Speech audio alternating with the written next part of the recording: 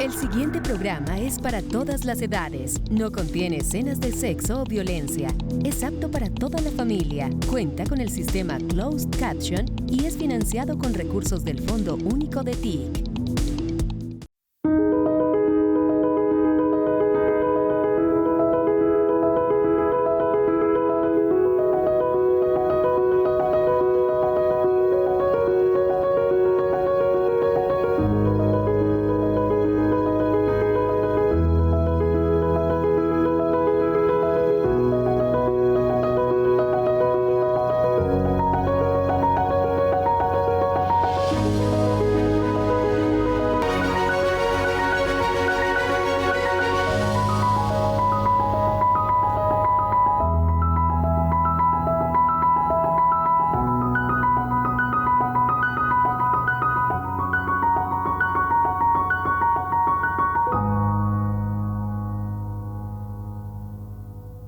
Yo di la orden de entrar a la Comuna 13, de sacar la guerrilla y los paramilitares de allá. Yo di la orden de desmontar a los paramilitares. Hubo una coordinación con miembros de los perversos para entrar a Cresil.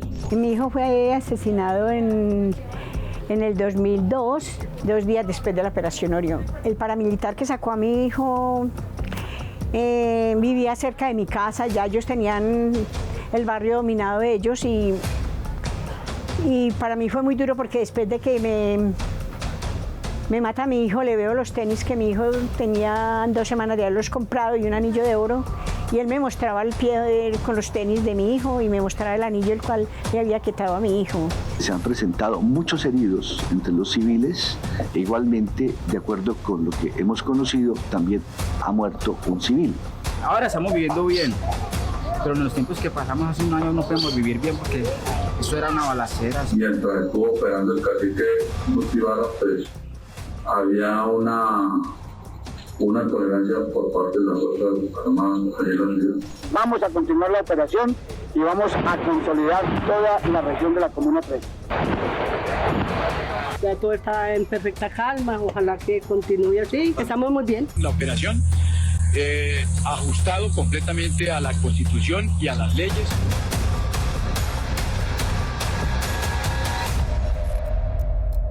Él me cogió de la mano y las únicas palabras que recibió es: yo vuelvo, solo quiero que sepa que yo la amo. Mi papá me ayudaba y como él era vigilante, llegó a un grupo donde estaban hablando de las desapariciones forzadas y les mostró la foto. Y uno de ellos dijo: ay, pero yo creo saber dónde está enterrado Arles. Eso es en La Escombrera. Y él empezó a hacer el croquis a mano alzada y dio todos los detalles, que precisamente es donde estamos. Y ahí precisamente está Arles, pero ya le han echado muchos escombros. Y hoy, después de 23 años, que va a ser este año, por fin hemos logrado que estén escarbando alguna parte del croquis.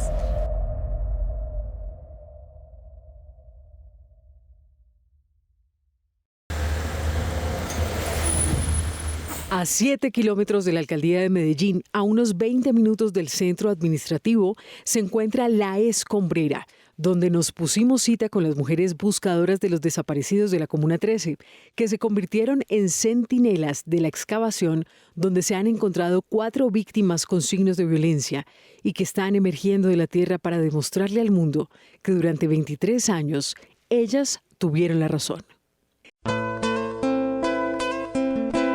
3 kilómetros antes de llegar al vertedero de escombros y de cadáveres, donde pueden estar 500 desaparecidos de la Comuna 13, un alargado muro lleno de fotografías, velas, flores y despedidas que están expuestos al aire libre, que pesa al respirar y llega como una bocanada de crudeza. Sobreviviendo en el barrio donde se escuchan disparos, donde se muere la gente por culpa de algunos cuantos, el terror en mi comuna hizo parte. Pero hoy está totalmente consolidada. Es un memorial donde los ausentes se manifiestan, sobrepasando las paredes del cementerio parroquial de la América, sacudiendo a los vivos para que no se olviden de la violencia que los alejó de sus familias, Sin conocerla aún, como una coincidencia del destino, grabamos a la mujer que íbamos a entrevistar. Allí estaba sentada Lucenid, la esposa de Arles Guzmán, en el muro de sus lamentos, pues el memorial de las ausencias es la entrada al barrio 20 de julio, donde vivieron juntos hasta aquel 30 de noviembre de 2002, cuando se lo llevaron los paramilitares. Si vienes del morro, eres un guerrillo como el resto. Las volquetas bajando de la cantera de La Escombrera, llevando y trayendo material de construcción con el que se ha hecho Medellín y donde posiblemente se transportaban cuerpos y desaparecidos, es señal de que llegamos al punto cero. De acuerdo al mapa donde puede estar enterrado Arles, esta es la entrada que él recorrió. Estos son los surcos que él divisó y esta es la historia de su desaparición. Hola, ¿qué tal? Bienvenidos a un nuevo capítulo de Entrevistas con Alma de País, especial La Escombrera. Aquí al día venían unas 250, 300 volquetas como esas. En este sitio, conocido como La Escombrera porque arrojaban los escombros para la construcción. Pero lo que está descubriendo la JEP y la Unidad de Búsqueda de Personas Dadas por Desaparecidas es que debajo de esos escombros pues está hablando la tierra y están saliendo a flote los cuerpos de personas que han sido reclamadas por sus familiares y reportadas como desaparecidas. Y justamente ese es el lema de los familiares de las víctimas de La Escombrera. La tierra está hablando. ¿Qué es lo que se está encontrando en este lugar? Y quiero presentarles la historia de una de estas familias. Gracias, Lucenid, por acompañarnos con su cuñado Henry y queremos contar la historia de su esposo. Yo soy Lucenid Franco, la esposa de Arles Edison Guzmán Medina, desaparecido el 30 de noviembre del 2002 en la Comuna 13 de Medellín. Bueno, ¿y qué fue lo que sucedió? En ese tiempo hubieron muchísimas operaciones hasta que llegamos a la Operación Orión, donde todo ya supuestamente había terminado y el 30 de noviembre del 2002 nosotros dos teníamos un asadero y trabajamos juntos las 24/7. Ese día llegaron 4 personas, yo había decidido con mi esposo organizar ya todo lo de la Navidad, teníamos muchísimos sueños. Llegaron a las 5:30 en un carro 3 o 4 personas y me dijeron que quién era mi patrón. Y yo le contesté que él no era mi patrón, que él era mi esposo y se llamaba Arles. Ellos se fueron y yo entré y le dije a mi esposo que parecía que nos fueran a atracar porque yo nunca había llegado a ver a esas personas. Entonces él decidió ir a guardar la mitad de la plata y volvió y bajó. Cuando bajó me dijo, ¿han vuelto? Y yo, no, es que, y no sabe quiénes eran. Y yo le dije que no. 7:30 u 8 llegaron en un carro, ya preguntando por el nombre de Arles. Lo llamaron y lo sentaron en una silla y hablaron 2 segundos, no se demoraron nada. Él se paró y se fue hacia donde mí y me dijo, mami, yo me tengo que ir porque a mí me tienen que hacer unas preguntas. Yo le contesté, pero ¿cómo hace que unas preguntas que se las hagan acá? ¿Para dónde se va a ir? Pero esa persona que llegó ahí no se identificó. No. Nada. Y entonces ellos dijeron, es que él tiene que ir ante el patrón. Y yo le dije, ¿quién es su patrón? Que me digan qué o que le hagan las preguntas acá. Entonces Arles me miró y me dijo, no, yo voy a ir a responderlas. Y ellos me dijeron, sí, tranquila madrecita, que él vuelve en 1 hora. Entonces yo le dije, entonces yo me voy con él y me empecé a quitar mi delantal. Y uno de ellos me dijo, no, es que tranquila madrecita, que en 1 hora se lo devolvemos. Arles caminó y cuando yo vi que él iba caminando, lo cogieron del cuello y lo metieron dentro de ese taxi. Y yo ahí me desmayé. ¿Literalmente usted se desmayó? Sí, yo me desmayé porque yo dije, ahí se llevaron a Arles. Y de eso hace 23 años. Mejor dicho, se acabó mi vida y empezó una búsqueda. El 16 de octubre de 2002 se ordenó la Operación Orión para retomar el control de la Comuna 13, que estaba en manos de milicias urbanas que aterrorizaban a la comunidad. Pero esta fotografía de Jesús Abad Colorado es la prueba irrefutable de que paramilitares encapuchados del bloque Cacique Nutibara como Marlon Andrés Castañeda Higuita, alias El Gomelo, según reveló el medio Vorágine, patrullaban con los militares y les señalaban, como dando órdenes, ir por los supuestos colaboradores de la guerrilla, sin importar si se llevaban civiles por delante.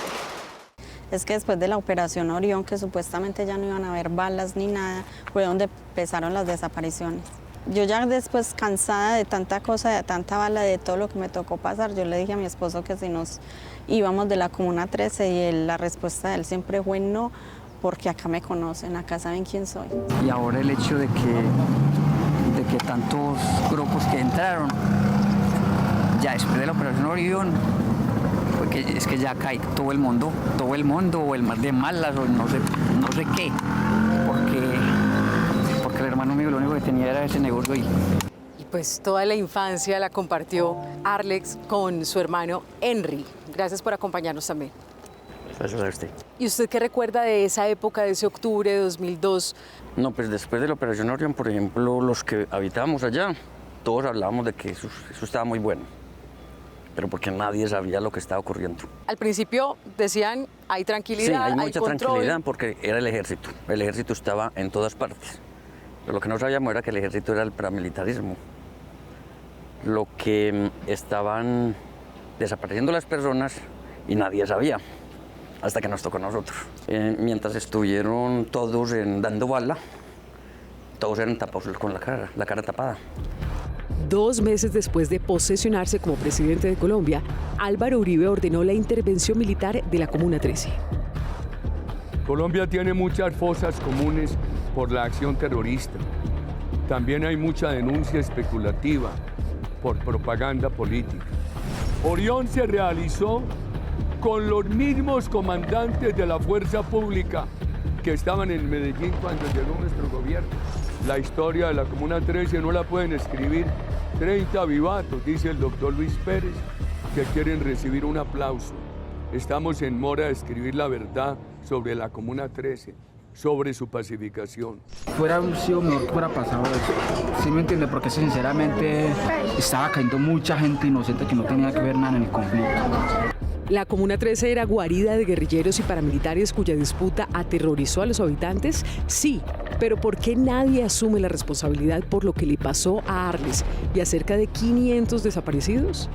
¿Quién era Arlex? Arlex era una persona común y corriente como si lo fuera yo. Lucenit, ¿ustedes llevaban 3 años de casados? Sí, señora, llevamos 3 años de casados. Arlex fue mi primer novio, fue el primero en todo. Y con él decidimos irnos a la Comuna 13 porque tanto mi familia como la de él vivían hacía mucho tiempo ahí. ¿Y ustedes no habían tenido hijos? No. ¿Querían? Nosotros no, sí, claro. Teníamos muchísimos sueños por delante. ¿Quién autorizó que militares y paramilitares patrullaran juntos? Según la confesión del mismo ex jefe paramilitar alias Don Berna y de otros testimonios documentados por la justicia como el del teniente Rojas, alias Diomedes, Aguilar, El Zarco, Danielito, Movilocho, Job, Tiro Loco, La Pulga, Federico y alias John, entre otras confesiones sobre las volquetas que subían con escombros y personas, pero bajaban vacías. Hubo una coordinación con miembros de la autodefensa para entrar a Cacique. Mientras estuvo operando el Cacique Notivara, pues había una tolerancia por parte de las Fuerzas Armadas allí en la ciudad. Hubo un momento en el que nos dijeron que Arlex posiblemente podía estar en una finca por el barrio San Cristóbal. Yo me fui con su hermano y con un amigo y subimos a esa finca. Y lo empezamos a buscar, a llamar y no había nadie, estaba la finca desocupada. Cuando salimos de esa finca alguien nos tocó por detrás. Tenía usted temor, pero no le importó y siguió adelante. No le importó. Nosotros seguimos y él me contestó que teníamos 5 minutos para bajarnos de allá, o si no, ahí también nos dejaba. Y la respuesta de él, que fue la más dura, fue cuando me dijo que nos fuéramos, que a Arlex lo devolvían picado dentro de una bolsa de basura. ¿En qué momento las fuerzas del Estado al mando del general en retiro Mario Montoya, hoy llamado a juicio por los falsos positivos, y el entonces general Leonardo Gallego, destituido en 2006 por violación a los derechos humanos durante la Operación Mariscal en las comunas de Medellín, y señalado además de ser el autor intelectual del crimen contra la periodista Ginette Bedoya en 2002, en asocio con la oficina del paramilitarismo que operaba en la cárcel Modelo, miraron para otro lado, mientras el bloque Cacique Notivara desaparecía, asesinaba y torturaba a civiles? Vamos a continuar la operación y vamos a consolidar toda la región de la Comuna 13.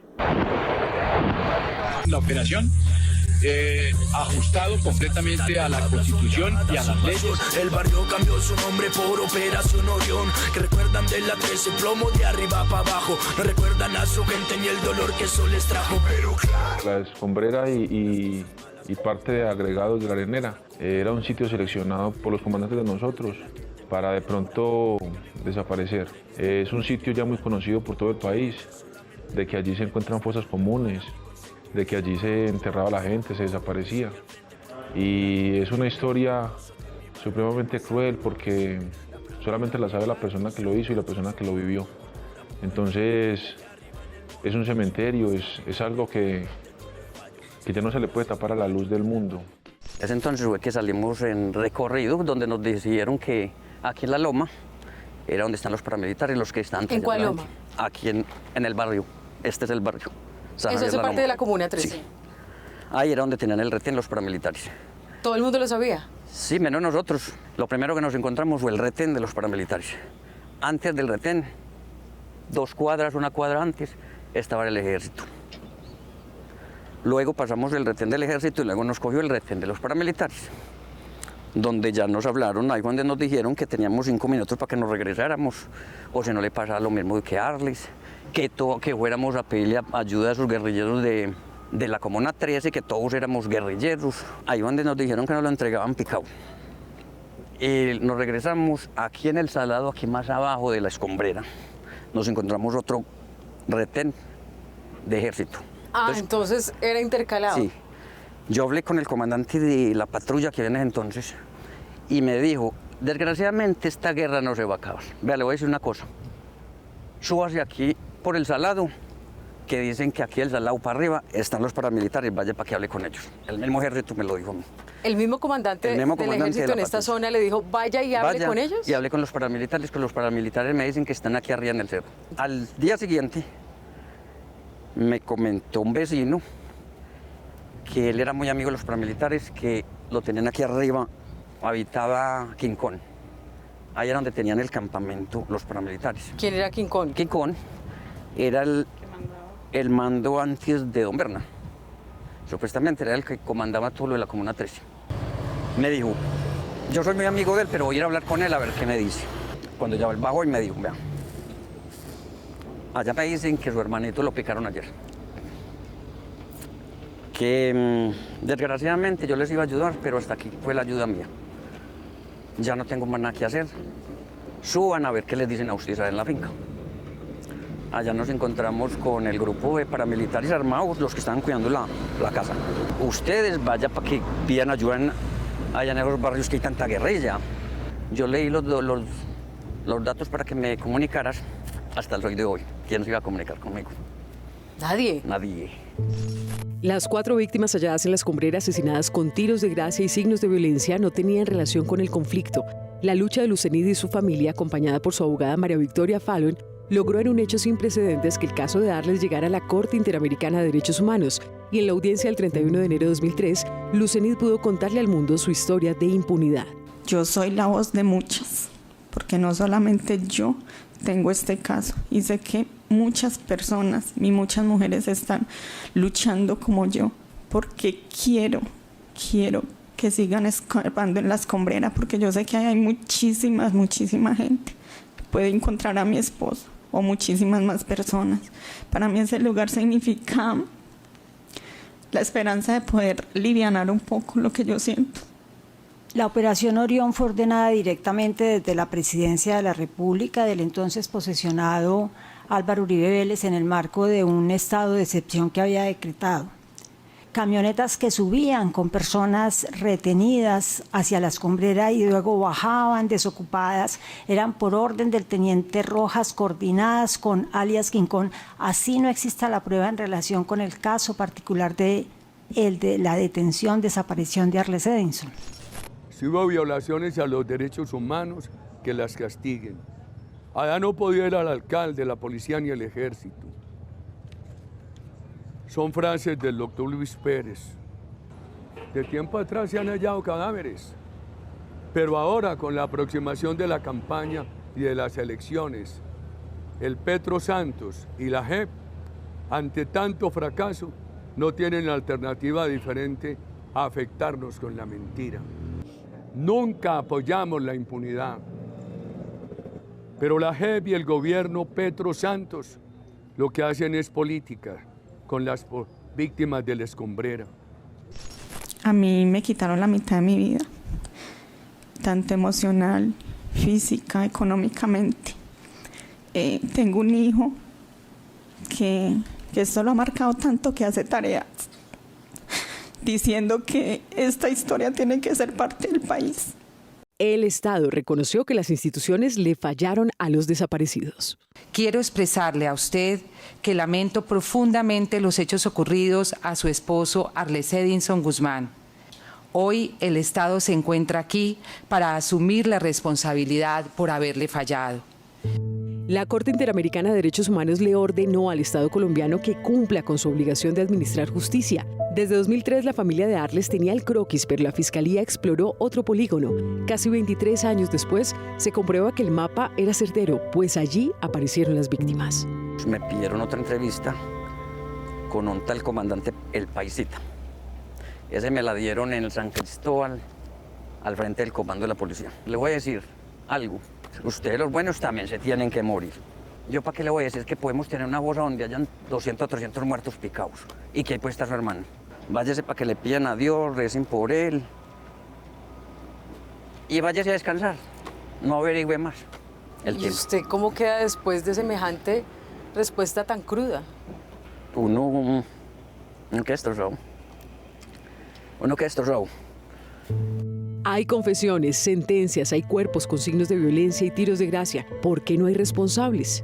Y esa última vez que ustedes lograron cruzarse las miradas. Él me cogió de la mano y las únicas palabras que recibo es: yo vuelvo, solo quiero que sepa que yo la amo. Ya regresamos a Entrevistas con Alma de País.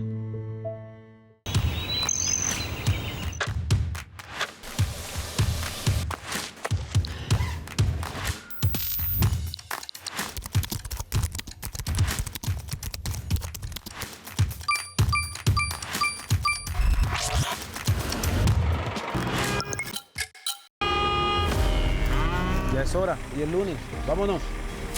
Uy, ya es hora. Ya venga que ya va a empezar. Ya voy. ¿De qué van a hablar hoy? De la reforma agraria. Y educación, seguridad. Reforma laboral. Esto es justicia social. Combatir la desinformación. Los asuntos públicos son públicos. Lo que es con Colombia es conmigo, ya sabes.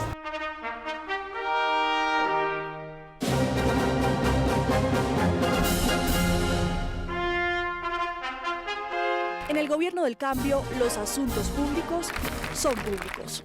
Gobierno de Colombia.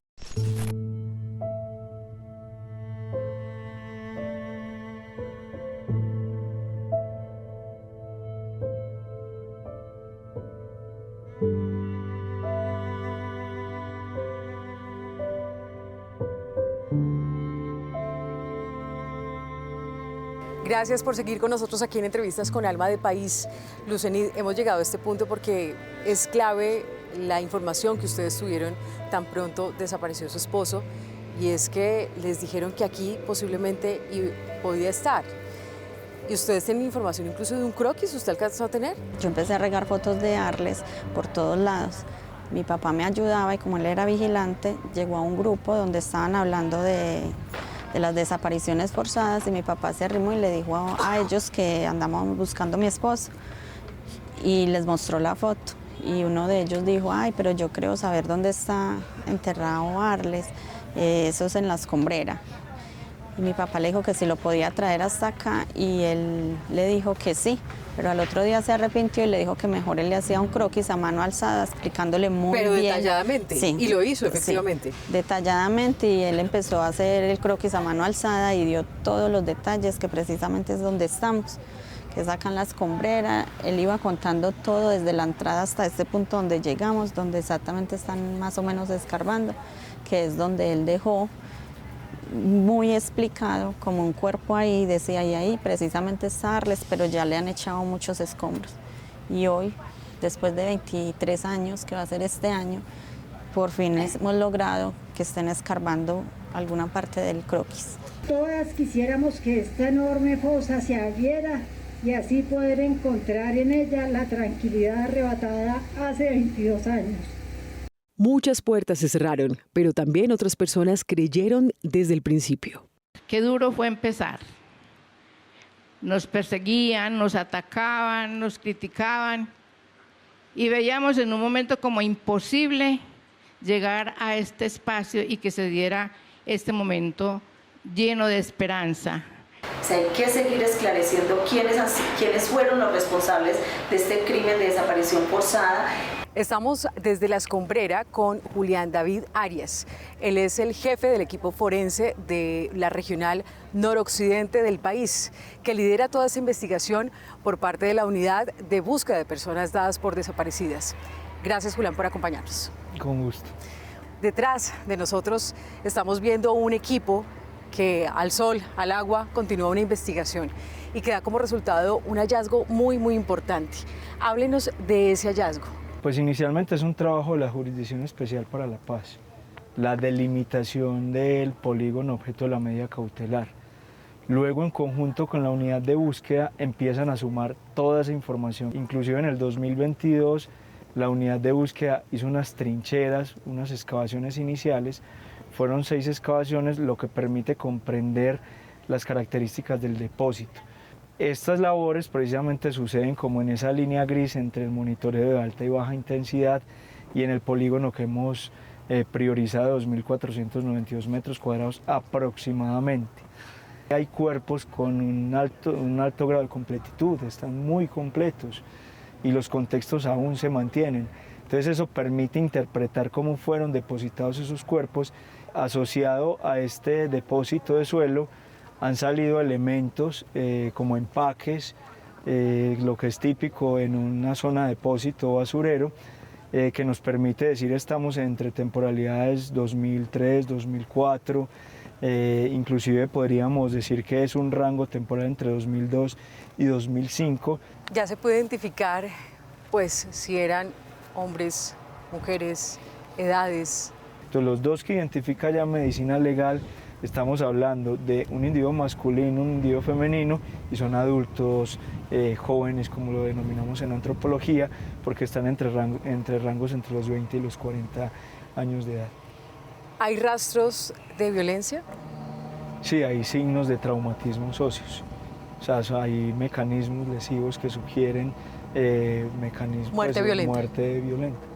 Aunque eso ya es resorte del instituto, hablar de causa y manera de muerte, como te digo, nosotros esas apreciaciones en campo no las hacemos, entonces sí hay signos de traumatismos óseos por mecanismos de alta energía, como lo denominamos en el campo de la antropología. Pegado a la ciencia, ¿usted puede determinar que aquí existen más cuerpos o no? Estamos ya en el piso, o como para que me comprendan fácil, como en cómo era el paisaje en ese 2004, en ese 2003, en ese 2002, que es hasta donde pretendemos llegar, o en ese 2001, es decir, cómo estaba conformado el suelo en ese momento. Al tener un hallazgo en esta zona, pues sigue existiendo esa probabilidad media alta de que se puedan presentar otros hallazgos en ese mismo suelo. Por eso hemos tratado de rastrear esa profundidad, esa conformación del suelo lo más que se pueda. Y en este momento tenemos identificadas lo que en geofísica se llaman 2 anomalías. No sabemos a qué corresponden, pero sabemos que son 2 anomalías en geofísica. Que tienen un comportamiento diferencial en el suelo, que entonces se ve que pueden ser vacíos, no sabemos aún qué corresponden, pero ya están identificadas en terreno y ya esperamos que la maquinaria siga su curso de la excavación horizontal y vertical para poder mirar y comprobar esas 2 anomalías. En tamizaje podemos obtener una falange, una estructura dental, podremos saber de dónde proviene, pero no nos va a decir lo mismo que el hallazgo en contexto, porque el hallazgo en contexto permite analizar esas 3 variables que mencionaba: el sitio, el cuerpo y los elementos asociados. Muchas gracias por haber acompañado y por contarnos qué es lo que hace este equipo forense que usted lidera. Sí, a ustedes, y pues agradecerle también a las organizaciones y a todas las personas que buscan en este país la confianza en esta institucionalidad que se crea con el acuerdo de paz y que estamos dando resultados grandes para un fenómeno como es la desaparición. ¿Qué le dice usted su corazón? Dice que posiblemente puede estar ahí y si después de esos 4 cuerpos a mí me dio muy duro. Ese día que me dijeron que subiera porque habían hallazgos, no. Yo llegué y esto era, y yo, ay Dios mío, que sea Arles, que sea Arles. Y es uno como con esa esperanza. Cuando ya después dijeron que posiblemente no, pero por lo menos encontraron a personas que quizás también están pasando lo mismo que yo. La espera desespera, uno se desespera de tanto esperar y después de 23 años, pero bueno, acá seguiré en la lucha, porque no paro y no voy a parar de buscar. Usted sabe bien, Lucerit, que se preguntó si no cabía la posibilidad de que los familiares hubiesen venido aquí a enterrar esos cuerpos. ¿Usted qué le responde? Qué descarado, ¿cómo se le ocurre que uno va a venir a traer unos muertos y los va a enterrar? No, eso no cabe en ninguna cabeza. Además, usted fue testigo de cómo uno de estos hallazgos pues tenía claros signos de violencia. Sí, el hallazgo que más nos impactó fue el que estaba con las manos amarradas.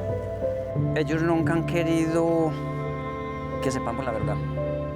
Y Lucenid, ¿qué le responde a esas personas que no creen que aquí se esté descubriendo una fosa común? Que por fin les estamos cerrando la boca, que por fin nos hicieron caso y no lo tengo que decir yo porque la tierra siempre ha hablado y ahora con más fuerza.